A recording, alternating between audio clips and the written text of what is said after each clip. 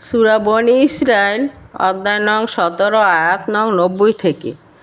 তারা বলল, আমরা কখনোই ঈমান আনয়ন করব না মাটি হতে প্রস্রবণ প্রবাহিত করা ছাড়া, অথবা তোমার জন্য খেজুর বা আঙ্গুরের এমন একটি বাগান থাকবে আর তুমি সে বাগানে বহু নহর প্রবাহিত করে দেবে, অথবা তোমার বর্ণনা অনুযায়ী আকাশকে খণ্ড বিখণ্ড করে আমাদের উপর ফেলবে, কিংবা আল্লাহও ফেরেশতাদেরকে সামনে আনবে, অথবা স্বর্ণনির্মিত কোনো গড় থাকবে, অথবা আকাশে আরোহণ করবে, কিন্তু তোমার আরোহণ করাকে কখনো বিশ্বাস করব না যতক্ষণ নয় আমাদের জন্য পঠনযোগ্য কিতাব না দাও।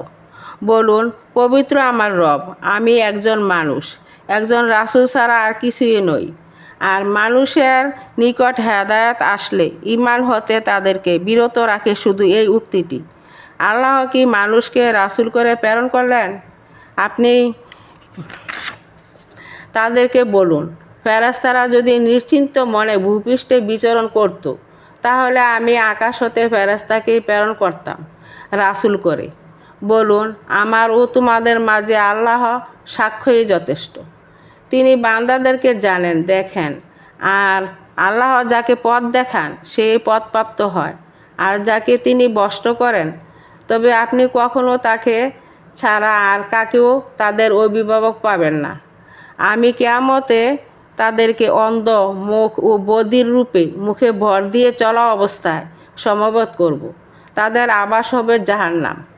অর্থাৎ একদিন আবু জাহেল সহ প্রমুখ কতিপয় কুরাইশ সর্দার রাসূলুল্লাহ সাল্লাল্লাহু আলাইহি সাল্লামের খেদমতে এসে বলল, যদি টাকা পয়সার লোভে কিংবা সর্দারি লাভের লালসায় এই নতুন ধর্ম আবিষ্কার করে থাকো, তবে আমরা চাঁদা আদায় করে টাকা সংগ্রহ করছি এবং তোমাকে মানুষের সর্দারি প্রদান করছি।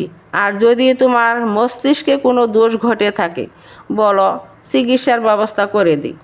রাসূল সাল্লাল্লাহু আলাইহি সাল্লাম বললেন, এর কোনোটি নয়, বরং আমি আল্লাহ তাআলার প্রেরিত রাসূল, তারই আদেশ প্রচার করছি।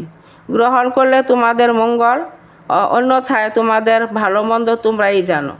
তারা জেদ করে বলল, তুমি সত্য নবী হলে এই মক্কার ভূমিতে ফলের বাগান রচনা করে দাও ইত্যাদি।